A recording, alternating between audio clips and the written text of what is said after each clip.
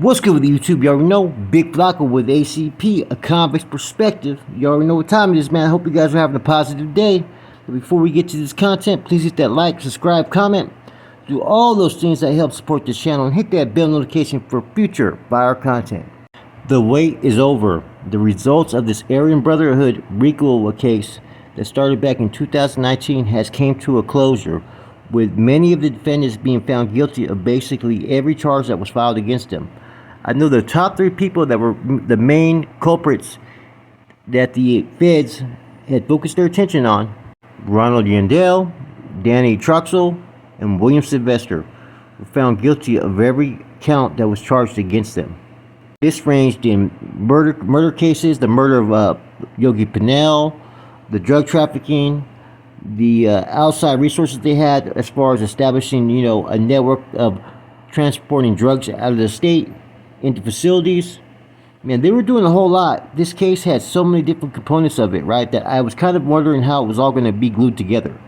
Now, the defense focused on that this was all basically repercussions, reprisal actions based upon the end to all hostilities, that each one of these individuals was part of pushing that agenda against administration. That was their claim for defense. But the problem was that they had so many different types of witnesses and so many types of recordings and stuff that it was going to be a hard case to beat from the gate. I think that all these AB members knew that, but I think what they wanted to do is take this to court, take this to trial, and kind of expose some of the corruption that was going on at these prison facilities. Now, this case right here has so much shit going on that this could have been basically a plot for a Hollywood movie. There was so much activity, to like contract hits that were going on down south, to taking out the AB's longtime fucking enemy, Yogi Pinell, to having lawyers and paralegals, to commissary employees, to even forcing people out there in the streets that owed money to partake in certain activities to benefit the AB organization, to also having different sub-factions that were doing the AB's dirty work. They all got caught up in this indictment. And see, I think the AB wanted to take this to trial so that, number one, they can get all those that were informed against them out there fucking for the world to know, but also to expose some things that were really going on, such as the stuff that happened in Folsom, which recently they had those videos drop of the individual I interviewed, Cody Taylor. Now, all that was being used also in this new Folsom indictment.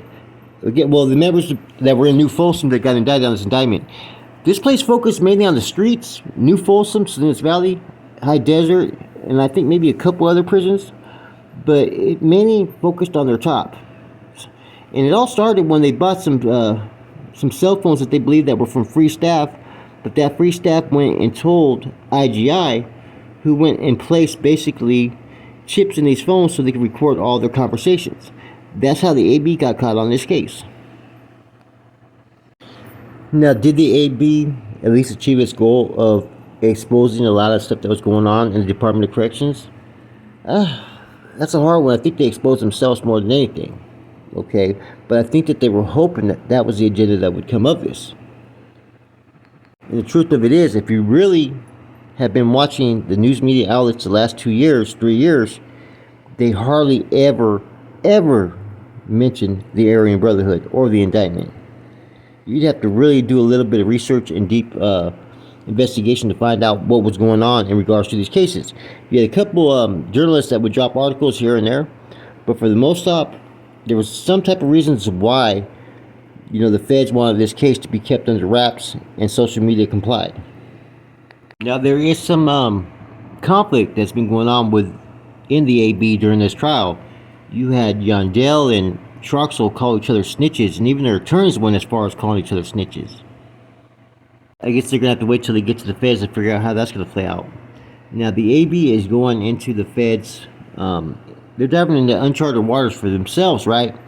But the AB has been well established for years in the federal system. They were one of the strongest groups for some time.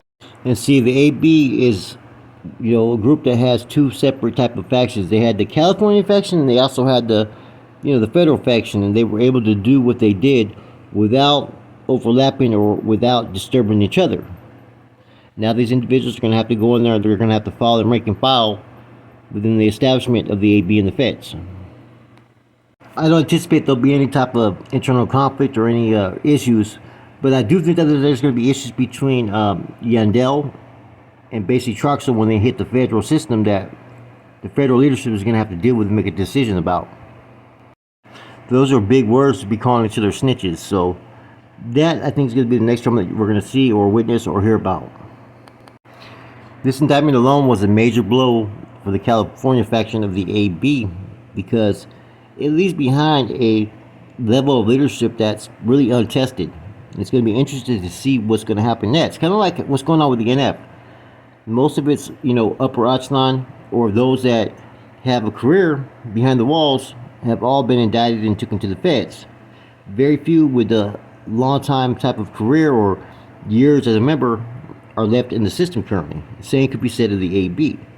And for the most part, that was pretty much the goal of what the FBI was seeking, was to cause so much disruption that pretty much the AB will cease to exist, or basically exist with a limited role in the California Department of Corrections. Now they're all going to be in the feds. But as we learned from the past, sending members to the feds only makes these groups stronger. Now this is the first time in recent history that I remember a criminal organization being indicted and it actually going to trial. Most of the time, by the end of a few years, they all elect to eventually take plea deals. But the AB in this case, its top leadership decided to take it all the way to trial. Along that path, they had a lot of individuals that decided to drop out and cooperate. Now the thing that was different as opposed to the past was that the AB was kind of including all other groups as far as in their plight for equal justice, for rights, and inmate rights.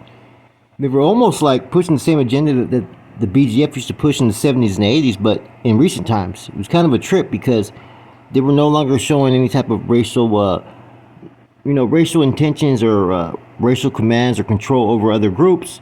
They pretty much were looking at every convict as equal, right?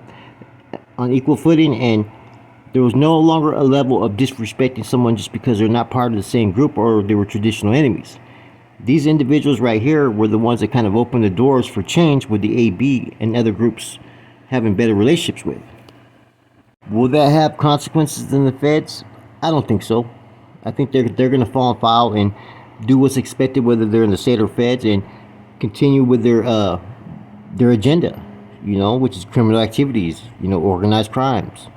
Now, I think that there could be potential for a little bit of conflict, right?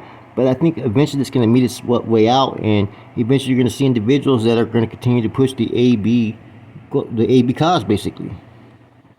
Anyways, this is a brief spiel, guys. I got something I'm going to be dropping tonight. It's going to be an interview with me and a homeboy from Eastside Soho, from a particular hood that I've known for years, man. Individual that, man, we used to chop it up all the time as kids, man.